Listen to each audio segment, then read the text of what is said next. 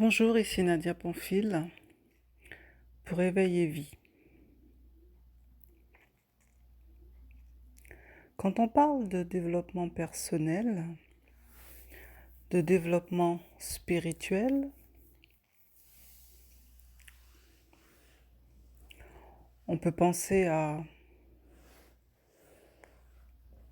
suivre un enseignement, étudier,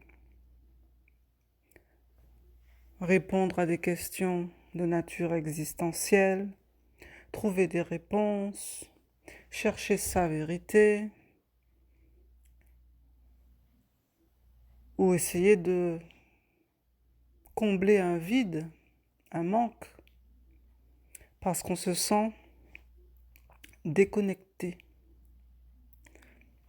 On se sent déconnecté de soi, de la réalité du monde dans lequel on vit,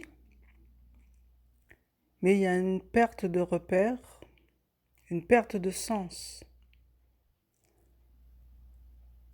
Donc en fonction de notre éducation, de notre entourage et de notre niveau de conscience quelque part, on va être aiguillé, on va être attiré par une voie ou une autre.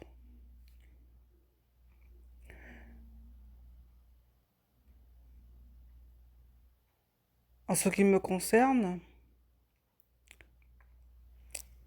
je me suis toujours sentie déconnectée à cette réalité. Donc ce qui fait que quelque part, je n'y trouvais pas ma place. Et j'avais aussi un vide à l'intérieur.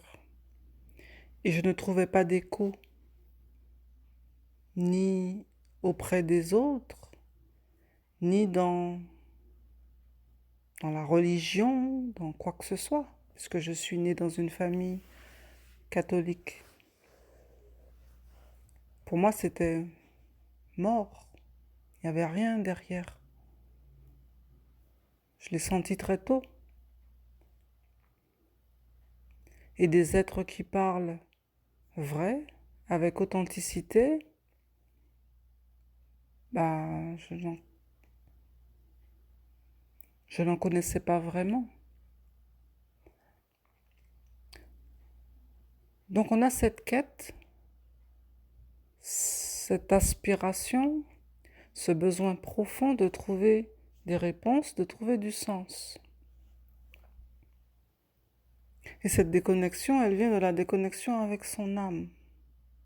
Mais notre âme fait partie de nous. Elle est nous, sinon nous n'aurions pas de corps. Parce que l'âme, c'est quelque part le véhicule. Le véhicule qui nous permet de voyager, qui nous permet de nous incarner.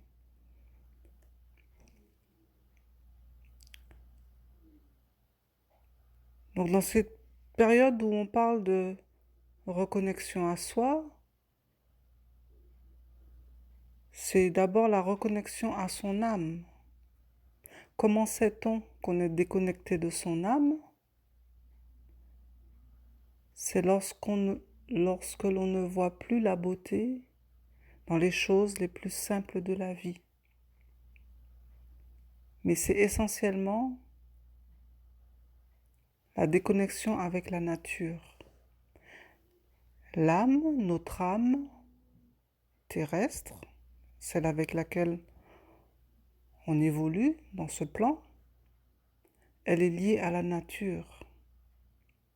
Elle est liée aux éléments, les minéraux, les végétaux, les animaux et même les autres. Quand on ne voit plus la beauté dans la nature, qu'on ne perçoit plus le côté mystérieux de la nature, quand c'est devenu complètement banal, sans intérêt et même qu'on cherche à fuir la nature ou qu'on en a peur, ça c'est un signe qu'on est déconnecté de son âme. Alors ça vient essentiellement du conditionnement, mais pas seulement. Ça vient aussi d'une déconnexion profonde avec soi. Et on peut s'incarner avec cette déconnexion. Ensuite, quand on va parler de développement spirituel, donc de spiritualité, on est plus au niveau de l'esprit. Donc, l'esprit, il va plus être lié au feu et au mental et à l'intelligence. Et cet esprit avec lequel on vit n'est pas le vrai esprit. C'est un esprit qui nous a été transmis et qui est issu du conditionnement.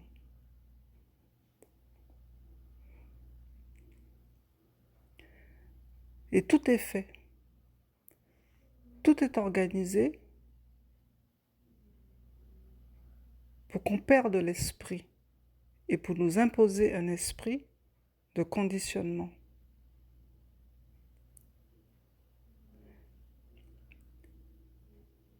En obtenant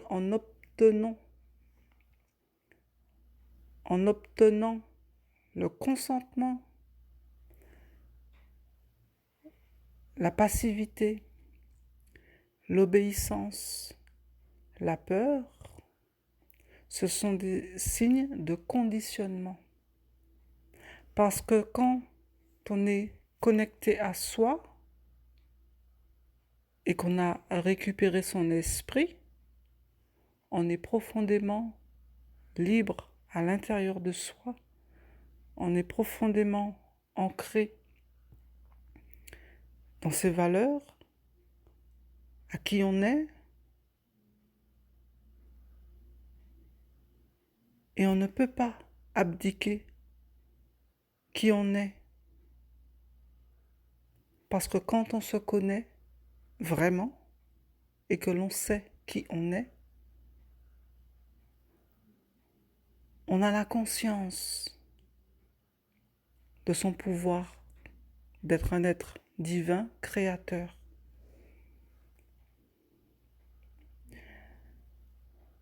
Alors tout est fait, tout est organisé pour qu'on soit déconnecté de notre âme et qu'on perde l'esprit. Le travail, on passe au minimum 80% de son temps à travailler. Donc quand on passe 80% de son temps à travailler, on n'a pas le temps de répondre à des questions existentielles. Parce que le reste du temps, il faut s'occuper de sa famille, il faut se reposer, il faut essayer de garder un équilibre.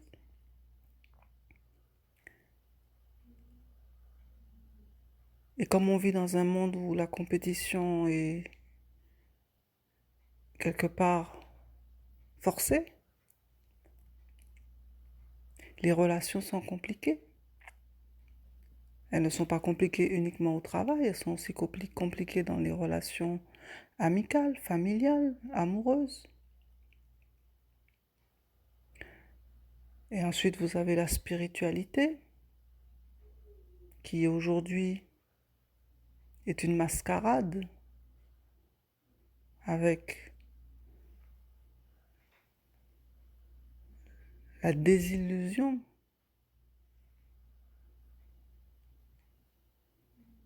avec tous ces concepts, toutes ces illusions. Tout est mélangé, tout est teinté, tout est fait pour dissimuler la vérité. Or, la vérité, elle est simple. Mais on ne veut pas que vous la connaissiez, sinon vous risqueriez de devenir libre.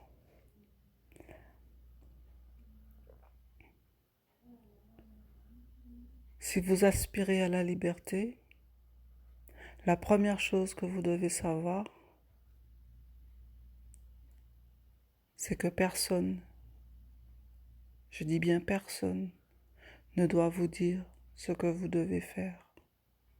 Si vous faites quelque chose sans avoir vérifié, sans avoir sondé votre âme, c'est un esprit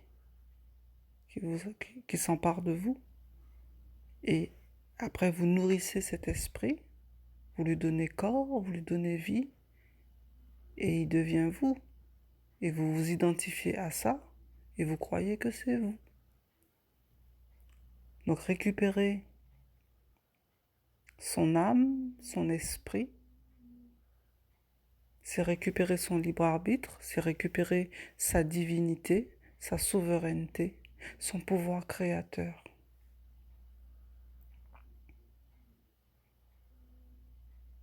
Voilà ce que je voulais partager aujourd'hui.